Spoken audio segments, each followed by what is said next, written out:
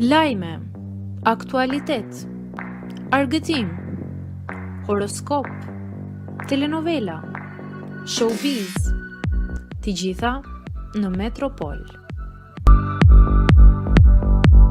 Bëni subscribe në faqen Mbrëmje e zezë ndahet nga jeta në moshë të re, moderatorja e njohur shqiptare.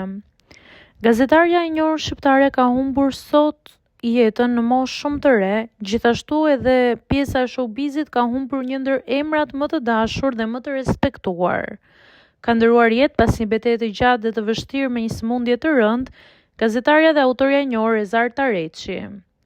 Reçi ishte një figurë shumë e madhe në media, autore dhe moderatore e emisioneve të shumta që trajtuan tema të ndryshme sociale.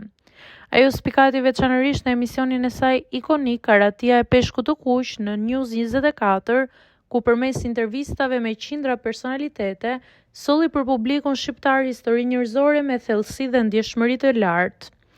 Përveç ekranit, ajo ka lënë një trashëgimi të pasur edhe në letërsi.